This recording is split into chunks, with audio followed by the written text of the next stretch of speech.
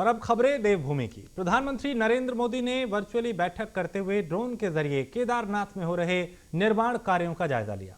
प्रधानमंत्री की वर्चुअली बैठक में मुख्यमंत्री पुष्कर सिंह धामी, मुख्य सचिव एस संधू और पर्यटन सलाहकार भास्कर खुलबे समेत पर्यटन सचिव सचिन कुर्वे भी मौजूद रहे। प्रधानमंत्री ने बद्रीनाथ मास्टर प्लान पर भी चर्चा की और मुख्यमंत्री ने बताया कि केदारनाथ में बीते 10 गुना अधिक गति से काम हो रहा है बीते कुछ दिनों में, जबकि यात्रियों की भीड़ लगातार बढ़ रही है। मुख्यमंत्री ने कहा कि केदारनाथ पुनर्निर्माण के कार्य दिसंबर 2023 तक पूरे कर लिए जाएंगे। केदारपुरी में चल रहे कार्यों पर प्रधानमंत्री नरेंद्र मोदी ने संतुष्टि जाहिर की है। प्रधानमंत्री जी समय समय पर केदारनाथ जी का तो पहले से ही जो है वो चाहे वर्चुअल हो चाहे ड्रोन के माध्यम से लगातार उसकी समीक्षा करते रहते हैं। और आज केदारनाथ जी के साथ साथ बद्रीनाथ का जो मास्टर प्लान पर काम हो रहा है उस मास्टर प्लान पर भी चर्चा हुई और हम लोगों ने यहाँ से चूँकि जो समय सीमा तय की गई है उसमें तेज़ी से काम हो रहा है। श्रद्धालुओं की संख्या बढ़ने के कारण से जो काम करने में एक चुनौती बन गई थी कि ज़्यादा भीड़ होने के कारण से कार्य प्रभावित न हो, लेकिन इस बार कार्य प्रभावित नहीं हुआ है। इस बार गत वर्षों की तुलना में 10 गुना ज़्यादा काम हुआ है और लगातार बर्फ़ के समय में भी काम कर रहे हैं। और जो इसका हम लोगों ने लक्ष्य लिया है कि दिसंबर 2023 तक संपूर्ण कार्य पूरे कर लिए जाएं, हम उस दिशा में स्टेप बाय स्टेप आगे बढ़ रहे हैं। और मुख्यमंत्री पुष्कर सिंह धामी का कहना है कि यूके एसएससी पेपर लीक मामले में कोई भी आरोपी बख्शा नहीं जाएगा। साल 2015-16 से ही अलग अलग माध्यमों से नकल की शिकायतें मिल रही थी। राज्य सरकार ने यह तय किया है कि यूके एसएससी में किसी भी प्रकार की गड़बड़ी को बर्दाश्त नहीं करेंगे।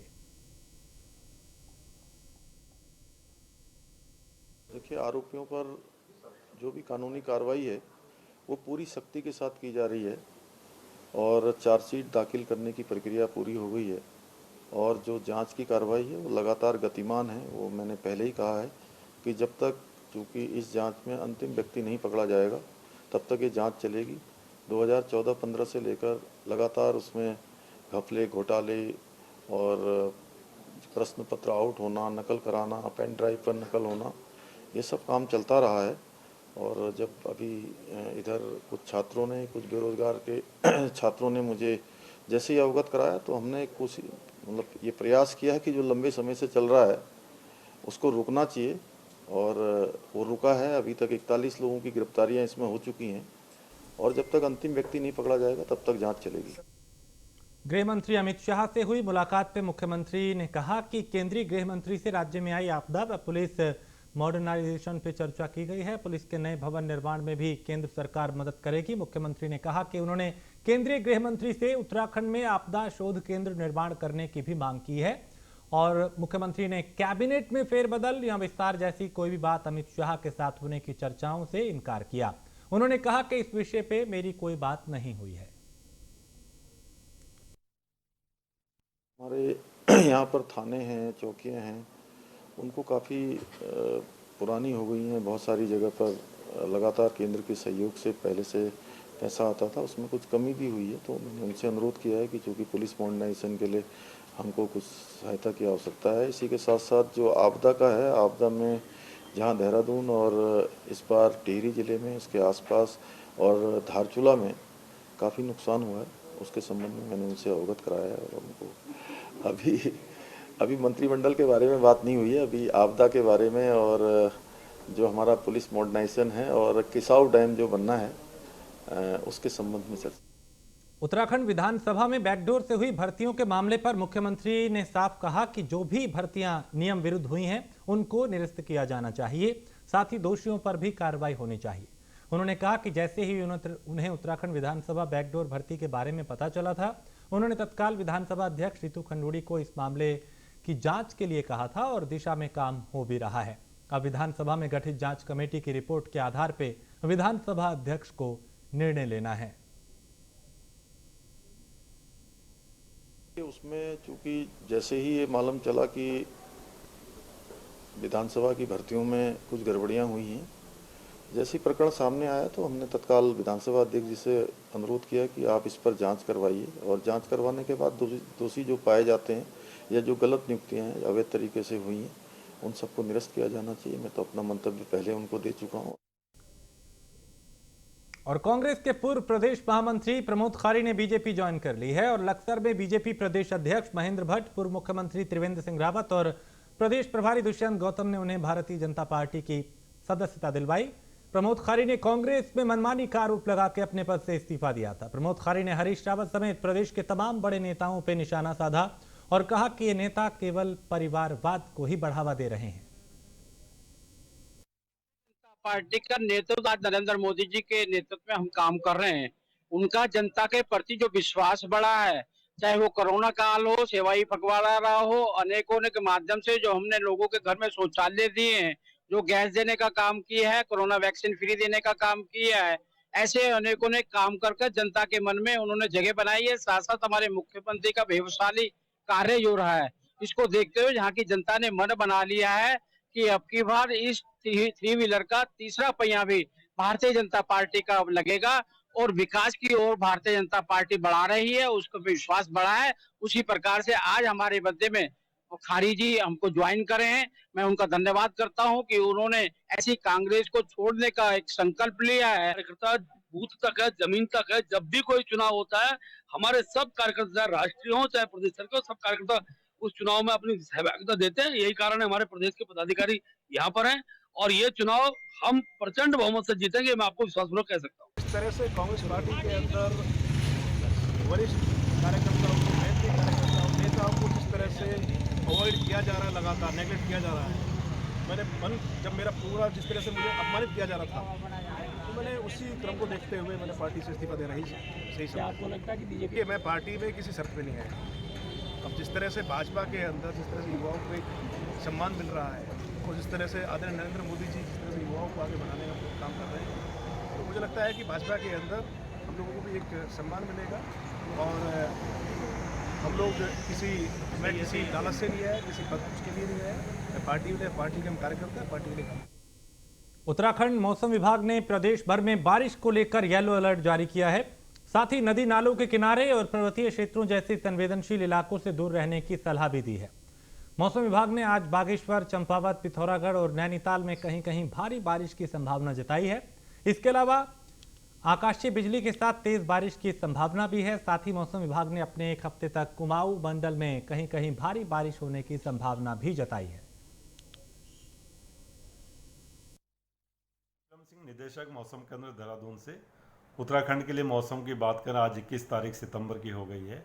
तो अगर अभी 21 से लेके 25 तक के लिए देखें तो इसमें जो प्रदेश में अनेक जगहों तक में हल्की से मध्यम बारिश जो है, जो उत्तराखंड के पहाड़ी क्षेत्र हैं उसमें अगर बात करें तो ये जो है जो बारिश की एक्टिविटी है अनेक जगहों तक में हल्की से मध्यम बारिश हुआ भी अगले 5 दिन चलती रहेगी।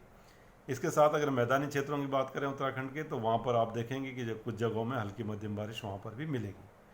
जहाँ तक भारी बारिश का सवाल है तो उसमें आप ये कह सकते हैं कि जो हमारा कुमाऊं क्षेत्र है उसके जो पहाड़ी जनपदों में एकाधुका स्थानों में, खासकर आपका बागेश्वर है, पिथौरागढ़ है, नैनीताल, बागेश्वर, चंपावत है, तो इन डिस्ट्रिक्ट्स में संभावना है कि एकाधुका जगहों में अगले 3-4 दिन में जो है आप देखें कहीं कहीं पर हैवी रेन्स उनमें। और देहरादून और आसपास के इलाकों में दोपहर से बारिश का सिलसिला जारी है, जिससे सामान्य जनजीवन प्रभावित हुआ है। मूसलाधार बारिश के कारण चारधाम यात्रा भी प्रभावित हुई है। मौसम के बदले मिजाज का जायजा लिया हमारे विशेष संवाददाता सुदीप जैन ने।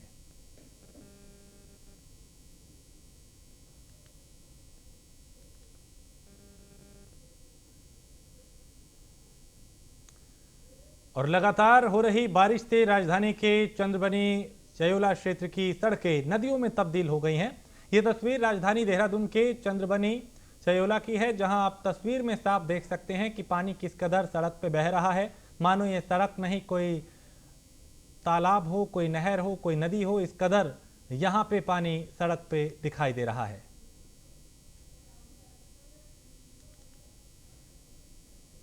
हरिद्वार में हो रही बारिश से जनजीवन प्रभावित हुआ है। हरिद्वार के शहरी क्षेत्र में जहां सड़कें पूरी तरह तालाब में तब्दील हो चुकी हैं, वहीं ग्रामीण इलाकों में भी बारिश से लोगों को परेशानियां हो रही हैं। बारिश से नदी नाले उफान पर हैं। पहाड़ों पर हो रही मूसलाधार बरसात के चलते अब मैदानी इलाकों में भी गंगा ने अपना रौद्र रूप दिखाना शुरू कर दिया है।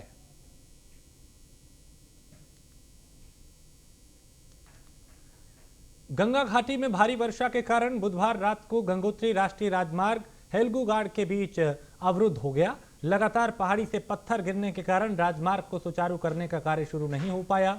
मार्ग अवरुद्ध होने के कारण सुनगर व गंगनानी में करीब 1,500 श्रद्धालु फंस गए। वहीं प्रशासन ने भारी बारिश के बीच श्रद्धालुओं को सुरक्षित स्थान पे रुकने का दावा किया। उन्होंने कहा कि आप अभी फिलहाल वहीं पे रुके रहें। पौड़ी जिले के राजस्व पुलिस क्षेत्र से 4 दिन पहले रिसोर्ट से गायब हुई 19 साल की रिसेप्शनिस्ट का अब तक कोई सुराग नहीं लगा है। परिजनों की गुहार के बाद इस मामले को राजस्व पुलिस से रेगुलर पुलिस को ट्रांसफर कर दिया गया। लड़की के परिजनों ने रिसोर्ट के मालिक और मैनेजर पर भी गंभीर आरोप लगाए हैं। युवती यमकेश्वर ब्लॉक की ग्राम सभा श्रीकोट की रहने वाली है, जिसने बीती 28 अगस्त को ही गंगा भोगपुर स्थित रिसोर्ट में रिसेप्शनिस्ट पद के लिए ज्वाइन किया था। लेकिन युवती को ज्वाइन किए हुए 1 महीने का वक्त भी नहीं बीता था कि वो 18 सितंबर को रहस्यमयी तरीके से लापता हो गई। कुछ पता नहीं चला मेरी बेटी का। मेरे आपसे प्रार्थना है कि जल्दी से जल्दी मेरी बेटी मेरे पास सुरक्षित होनी चाहिए। मैं आपसे हाथ जोड़ के विनती करती हूँ। ये तो मेरा अपना उत्तराखंड है, मेरे को कुछ मेरे को आप मेरी जो भी है मेरी मदद करो। मेरे बेटे को जल्दी से जल्दी मेरे सामने वो करो। मैं अपना दिल का हाल आपको बता नहीं सकती। मुझ पे क्या बीत रही है 5 दिनों से, मैं कैसे यहाँ पे खड़ी हो रही हूँ आपको बता नहीं सकती। मेरे आपसे हाथ जोड़ के गुजारिश है कि मेरी बेटी को जल्दी से जल्दी पता लगाओ। राजस्व पुलिस से रेगुलर पुलिस को ट्रांसफ़र हो गया है। आज विधिवत उनको पत्र सौंपा गया है और जल्द ही इसमें एसपी साहब ने जो आश्वासन दिया कि जल्द इसमें जांच करके 1-2 दिन में पूरा पता लगा लिया जाएगा कि लड़की कहाँ है या उसके साथ क्या हुआ है। हाँ, ये तो ज़रूर है कि राजस्व विभाग की लापरवाही और ख़ासतौर जो पटवारी हैं वो संदिग्ध के घेरे में हैं। और दूसरी बात यह है कि यदि किसी की बालिका की गुमशुदगी की रिपोर्ट दर्ज होती है तो पहले आपको माँ बाप से संपर्क करना चाहिए, जिसमें कि राजस्व विभाग की बहुत कमियां हैं। ये केस हमको ट्रांसफ़र हुआ है। गंगा भोगपुर तल्ला का ये मामला है। वहाँ से कोई लड़की जो रिजॉर्ट में काम करती थी वो मिसिंग है बताया गया 4-5 दिन से। पटवारी के यहाँ उसकी गुमशुदगी लिखाई गई है और वो केस हमको ट्रांसफ़र हुआ है। तो अभी जस्ट ट्रांसफ़र हुआ है, तो अब हम टेक्निकल जो भी चीज़ें होंगी उसके आधार पर और बाकी वहाँ पे मौका मुआयना करके जो है जो भी विवेचना होगी वो करें। और कालाडूंगी के कोटबाग ब्लॉक सभागार में हुई बीडीसी बैठक में बिजली और पानी के मुद्दे पर चर्चा हुई। बैठक के दौरान जनप्रतिनिधियों ने तमाम तरह की समस्याएं उठाई, जिसमें अधिकारियों की तरफ से फोन नहीं उठाना, मनरेगा पेंशन, प्रधानमंत्री आवास योजना जैसे कई मुद्दे इसमें शामिल रहे।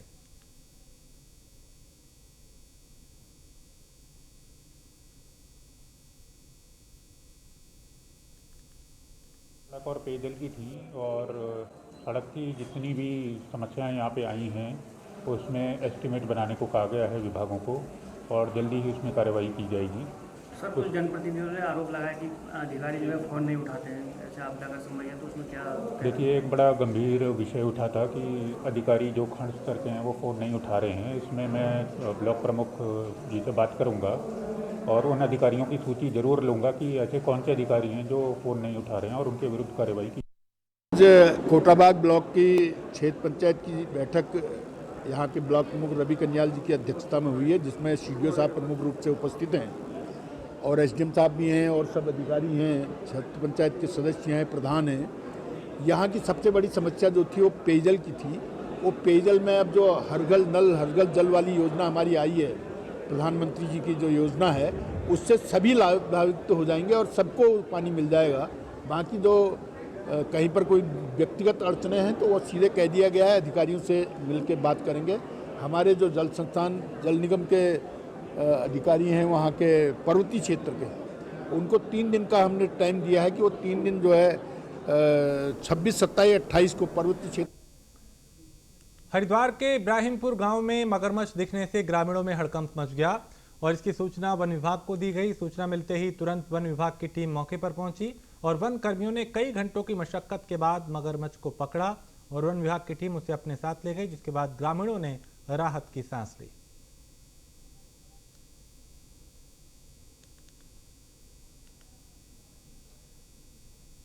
कोटद्वार विधानसभा क्षेत्र के अंतर्गत गतिमान विकास कार्यों की प्रगति और प्रस्तावित योजनाओं पर कार्रवाई समेत जनता से संबंधित महत्वपूर्ण विषयों को लेकर उत्तराखंड विधानसभा अध्यक्ष रितु खंडूड़ी भूषण ने जनपद स्तरीय एवं समस्त विभाग के अधिकारियों के साथ समीक्षा बैठक की। इस दौरान कई मुद्दों को लेकर मंथन किया गया और कुछ मुद्दों में लापरवाही को लेकर उन्होंने नाराजगी भी जाहिर की। डिपार्टमेंट्स का, चाहे वो पीडब्ल्यूडी हो, जल संस्थान हो, कृषि हो, हॉर्टिकल्चर हो, सारे वेटनरी हो, उनका रिव्यू किया और जो भी समस्याएं पिछले 2-3 महीने में, क्योंकि ये बैठक एक बार पहले भी मैं कर चुकी हूँ, 2-3 महीने में जो चीज़ें मेरे समक्ष आई हैं या जो मैंने देखी हैं, उन बारे में अफसरों के साथ बातचीत हुई है, किस तरह से प्रोग्रेस हुई है, कितनी सड़कें बनी हैं, पानी की क्या स्थिति है, क्यों हमारे सैंक्शंस नहीं हो पा रही चीज़ें, तो इन सब जिला योजना में क्या आया है, खनन न्यास में हमें क्या मिल सकता है। तो इस तरह की जो बैठक हुई है उसकी आज हमने यहाँ पर बैठक ली है और मैं आशा करती हूँ कि धीरे धीरे चीज़ें